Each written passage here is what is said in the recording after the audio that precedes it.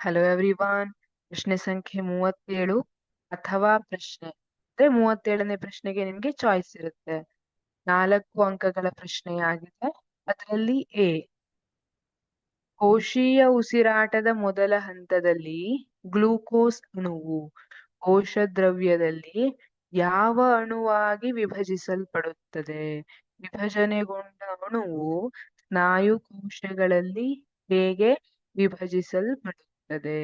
ಯಾವಾಗ್ಲೂ ಕೋಶೀಯ ಉಸಿರಾಟದ ಮೊದಲ ಹಂತ, ಅದು ಬೇಕಾದ್ರೆ ವಾಯುವಿಕ ಇರ್ಲಿ ಅವಾಯುವಿಕ ಇರ್ಲಿ, ಆಕ್ಸಿಜನ್ ಕೊರತೆ ಅದೆಲ್ಲ ಸಂಬಂಧ ಬರೋದಿಲ್ಲ. ಕೋಶೀಯ ಉಸಿರಾಟದ ಮೊದಲ ಹಂತದಲ್ಲಿ ಗ್ಲೂಕೋಸ್ ಅಣು ಕೋಶ ದ್ರವ್ಯದಲ್ಲಿ ಯಾವ ಅಣುವಾಗಿ ವಿಭಜಿಸಲ್ಪಡುತ್ತೆ?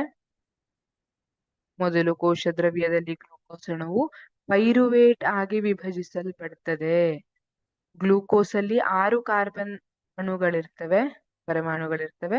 ಪೈರುವೇಟ್ ನಲ್ಲಿ 3 ಕಾರ್ಬನ್ ಇದ್ದಿರ್ತದೆ. ಹಾಗಾಗಿ ಗ್ಲೂಕೋಸ್ ಅಣುವು ಪೈರುವೇಟ್ ಆಗಿ ವಿಭಜಿಸಲ್ಪಡುತ್ತದೆ ಆಗಿದೆ. ಈ ವಿಭಜನೆಗೊಂಡ ಅಣುವು ಸ್ನಾಯು ಕೋಶಗಳಲ್ಲಿ ಹೇಗೆ ವಿಭಜಿಸಲ್ಪಡುತ್ತದೆ?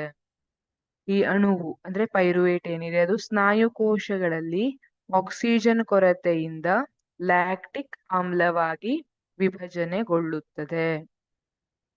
ಕೋಶದ್ರವ್ಯದಲ್ಲಿ ಗ್ಲೂಕೋಸ್ ಅಣುವು ಪೈರುವೇಟ್ ಆಗಿ ವಿಭಜಿಸಲ್ಪಡುತ್ತದೆ. ಈ ಪೈರುವೇಟ್ ಅಣುವು ಸ್ನಾಯು ಕೋಶಗಳಲ್ಲಿ ಆಕ್ಸಿಜನ್ ಕೊರತೆಯಿಂದ ಲ್ಯಾಕ್ಟಿಕ್ ಆಮ್ಲವಾಗಿ ವಿಭಜನೆಗೊಳ್ಳುತ್ತದೆ. Thank you.